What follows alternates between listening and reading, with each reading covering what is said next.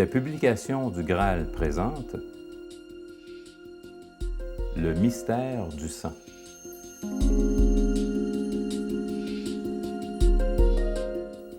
Bonjour et bienvenue à cette nouvelle émission qui porte aujourd'hui sur le sang. Le sang, ce liquide rouge qui coule dans nos veines et qui est censé influencer nos états d'âme. A-t-il quelque chose à nous apprendre? Notre invité, M. Christopher Vazé, est naturopathe en Suisse. Il a écrit de nombreux livres sur la médecine naturelle. Il anime régulièrement des ateliers et donne des conférences. M. Vazé a aussi écrit sur des sujets à caractère spirituel, tous inspirés d'une œuvre centrale dans cette série d'émissions. Cette œuvre, c'est l'ouvrage « Dans la lumière de la vérité, message du Graal » de Abdrouchin. Nous recevons M. Vazé pour qu'il nous parle de son livre « Le mystère du sang ». Dans ce livre, il montre que le sang n'a pas seulement pour fonction de nourrir les cellules, mais qu'il a aussi un rôle méconnu de liaison avec l'esprit.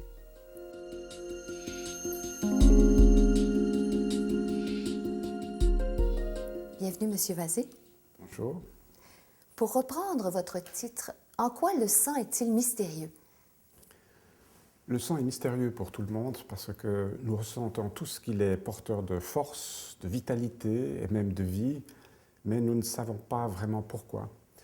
Lorsque quelqu'un est malade, par exemple, on se rend compte que son sang est trop faible ou qu'il manque du sang, mais que faire et pourquoi ça le rend malade?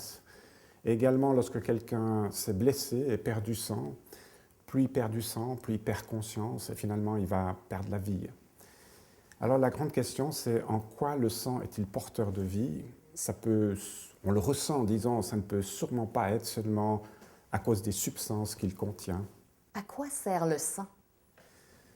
D'après la physiologie, le rôle du sang est d'irriguer les tissus pour que les cellules aient constamment de l'oxygène et des nutriments comme des vitamines et des minéraux.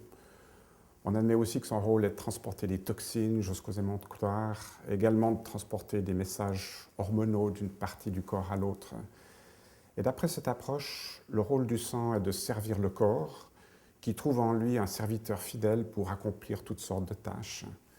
Et si l'on essaie de placer les choses dans un ordre hiérarchique, on se rend compte que le corps occupe la première place et le sang la deuxième. Mais est-ce que le sang peut vraiment avoir un rôle subalterne? Comme on a vu tout à l'heure, il a ce côté mystérieux parce qu'il est lié à la vie, et voilà qu'il est en deuxième position. Se poser la question de la hiérarchie entre le sang et le corps, ce n'est pas seulement pour un intérêt scientifique ou intellectuel, mais ça nous permettra de mieux comprendre qui nous sommes, et ça ouvrira aussi des nouvelles possibilités thérapeutiques. Alors toute la question revient à se demander, est-ce que le sang est vraiment là pour le corps ou si ce n'est pas peut-être le corps qui est là pour le sang?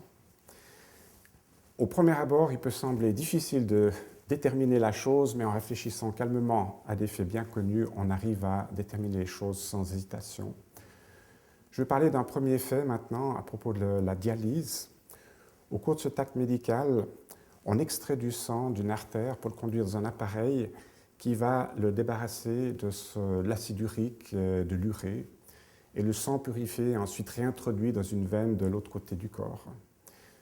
Ce traitement médical est utilisé pour les gens dont les reins ne sont pas capables du tout ou que partiellement, mais pas suffisamment, de purifier le sang. Alors, il s'avère qu'au cours d'une dialyse, on peut extraire jusqu'à 300 grammes d'urée, alors que nous n'avons que 6-7 litres de sang et que 2 grammes d'urée par litre de sang est déjà considéré comme très dangereux, voire mortel. Alors 2 grammes par 6-7 litres, ça fait 12 ou 14 grammes. Et voilà qu'on a extrait 300 grammes. Où étaient ces 300 grammes? Ils n'étaient certainement pas dans le sang, sinon la personne serait morte depuis longtemps. Mais ils avaient été repoussés au fil des jours dans les profondeurs tissulaires et ont pu remonter dans le sang à la faveur de la dialyse. Et cette urée qui est repoussée en profondeur dans les tissus peut empoisonner les cellules, les rendre très malades. Tout ça pour maintenir une composition du sang la plus idéale possible. Et on voit dans cet exemple-là que le corps est sacrifié pour le sang. Donc le sang a plus d'importance que le corps, qu'il est en première place au niveau hiérarchique. Donc, le corps est là pour le sang et non par l'inverse, comme on l'avait vu tout à l'heure. Mais ici, alors, se pose une question importante. Si le corps est là pour le sang, pour qui le sang est-il là? En effet, si le sang est plus important que le corps, l'élément pour lequel le sang est là doit être encore plus important. Mais quel est-il? La réponse à cette question, je ne l'ai pas trouvée dans un livre de physiologie, mais dans un livre spirituel, un livre intitulé « Dans la lumière de la vérité, message du Graal ». Et dans ce livre, il est expliqué que le rôle du sang est de former le pont ou l'élément de liaison entre, d'une part, notre corps physique et d'autre part, nous en tant qu'esprit immatériel, c'est-à-dire l'esprit pris dans le sens de l'âme. Ces deux éléments sont de nature très différente et pour qu'ils soient liés l'un à l'autre, il faut un intermédiaire et cet intermédiaire, c'est le sang. Donc, nous ne sommes pas, en tant qu'esprit, reliés directement au corps, nous sommes reliés au sang et par l'intermédiaire du sang au corps. Vous nous avez dit que le sang a un rapport avec l'esprit. Comment cela se fait-il en pratique? Alors, au niveau tout à fait pratique ou concret, c'est vrai que le sang est d'un genre matériel, ici du plan matériel, alors que l'esprit vient du plan spirituel, qui est le plan le plus élevé dans la création, et donc son genre ou sa nature est tout à fait différente.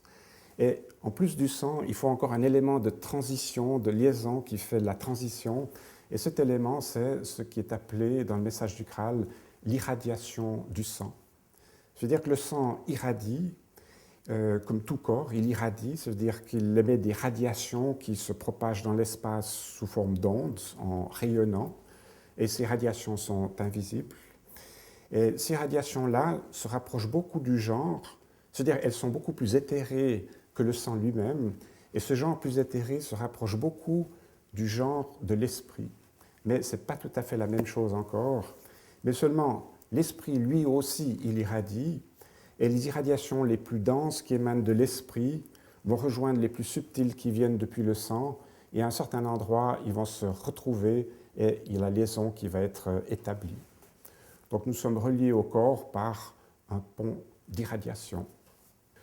Pour beaucoup de gens, ce pont d'irradiation qui maintient deux éléments différents peut sembler quelque chose d'un peu tiré par les cheveux, mais nous avons un exemple ici sur Terre qui fait exactement la même chose. Ce sont l'exemple des deux aimants, deux gros aimants avec pôles opposés l'un face à l'autre, sont difficiles à séparer. Il faut que nous donnions pas mal de force pour que nous les séparions. Et en fait, contre quoi est-ce qu'on est en train de lutter, si ce n'est contre un pont de radiation invisible, dans ce cas-là de radiation magnétique, alors que dans l'autre cas, c'est des radiations sanguines. Alors, vous me demandiez comment concrètement cette liaison se fait. Il y a deux aspects à la chose. D'un côté, l'aspect quantitatif, le volume de sang qui permet de faire la liaison, et aussi la qualité du sang, c'est-à-dire c'est en relation avec la composition du sang. Donc je vais commencer par un exemple où on voit que l'influence de la quantité du sang sur la solidité de la liaison. Nous avons tous à peu près le même volume de sang, bon, ça dépend un peu de notre poids, mais certaines personnes ont un volume de sang plus élevé que la moyenne et d'autres en dessous de la moyenne. Et ça nous permet de distinguer deux types différents que je vais décrire de manière caricaturale, le type sanguin et le type anémique. Le type sanguin, c'est quelqu'un qui a plus de sang que la moyenne des gens, et ça se voit. Il a le visage tout rouge, les yeux injectés de sang, il est un peu congestionné dans le visage. Ayant plus de sang, son esprit est aussi beaucoup plus lié étroitement avec le corps, et il est aussi beaucoup plus, par conséquent, branché sur les choses terrestres. Manger et boire, c'est quelque chose qui est très important pour lui, parce qu'il est très dans son corps, et c'est avec le corps qu'on mange et qu'on boit. Cette liaison peut être trop intense et amener à un état où la personne est en hypertension et congestionnée. Et pour soigner des gens de ce genre-là, on essaye de leur faire perdre du sang, ce qui se fait avec des saignées ou en plaçant des sangsues sur son corps, pour diminuer le volume de sang. Et ensuite, la personne se sent mieux parce que la liaison se relâche un petit peu. Le type anémique, c'est donc l'opposé. Il a moins de sang que la moyenne des gens, et ça se voit aussi parce qu'il est très pâle, voire blanc. Son esprit est donc moins bien incarné dans le corps. Ce n'est pas qu'il flotte à grande distance, mais il est un petit peu moins bien lié. Les choses matérielles, physiques, ça ne l'intéresse pas. Lui, il va manger et boire parce qu'il faut pour vivre, alors que le sanguin, lui, il mange et boit, il vit pour manger et boire parce que ça lui fait plaisir. Le type anémique, il est beaucoup plus dans le monde des pensées, des rêves, des idéaux. On dira il flotte un peu ou il est pas entièrement là. Et c'est une réalité. Les gens se sentent comme ça, ce qui peut aussi avoir des répercussions au niveau physique. Le corps n'est pas assez tenu, animé par l'esprit, et le corps devient un peu trop lent ou paresseux, et il faudrait un peu dynamiser tout cet organisme. Et ça se fait avec un traitement opposé de celui que j'ai décrit tout à l'heure. On essaie de faire du sang au corps du malade. Et ça peut s'obtenir en lui faisant manger de la viande, par exemple. Manger de la viande, c'est quelque chose qui pousse le corps à produire plus de sang ou un sang qui a une irradiation plus forte. Dans le cas d'une personne qui mange peu de viande, on lui recommande de manger plus de viande. Et dans le cas d'une personne qui ne mange pas du tout de viande, on lui suggère de la réintroduire pour changer sa composition, son irradiation du sang, et pour que ce soit plus puissant et que son esprit soit plus lié. Et quand on le fait, la personne sent qu'elle est mieux incarnée, qu'elle se sent mieux. Bon, ça, c'était pour montrer dans l'influence de la quantité du sang. Mais maintenant, chaque modification qualitative du sang, donc chaque modification de la composition du sang, va amener une modification de la liaison entre l'esprit et le corps. Et donc, la solidité du lien, mais également la manière dont on perçoit la réalité extérieure. La situation est un peu la même que lorsqu'on a un émetteur et un récepteur radio. Il faut qu'ils soient réglés sur la même longueur d'onde pour que la communication passe bien. Donc, pour que nous, en tant qu'esprit, on perçoive bien avec les 5 sens du corps ce qui se passe vers l'extérieur. Et quand la longueur d'onde n'est pas bonne, comme à la radio, le programme est un peu pas très clair ou de moins en moins clair, ou si ce n'est pas du tout sur la même longueur d'onde, on n'entend plus le programme. Donc chaque petite modification de la composition sanguine amène des modifications de la liaison et de la manière dont on perçoit vers l'extérieur. Alors par exemple, on a besoin d'un certain taux de glucose pour fonctionner, pour qu'on soit bien de notre peau, c'est-à-dire l'esprit soit bien dans le corps. Et quand le taux de glucose diminue trop, on commence à être très fatigué physiquement. Et plus tard, on commence à percevoir la réalité extérieure différemment. On devient un peu anxieux, nerveux, on a peur, on peut même paniquer.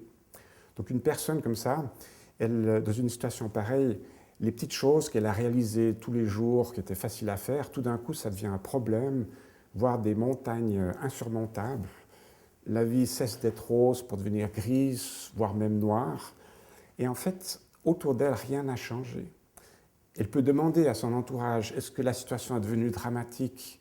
Ils diront non, c'est comme tous les autres jours. Ce qui a changé, c'est sa composition sanguine qui manque de glucose. Et donc, le pont d'irradiation s'est modifié. Elle perçoit les choses d'une manière effrayante, alors que ce n'est pas du tout le cas. Bon, il suffit qu'elle remange pour que tout rentre dans l'ordre. Là, j'ai pris un exemple avec le glucose, mais on pourrait reprendre ça avec chaque vitamine, chaque minéraux. Il y a des modifications qui s'opèrent parce que le pont s'est aussi modifié.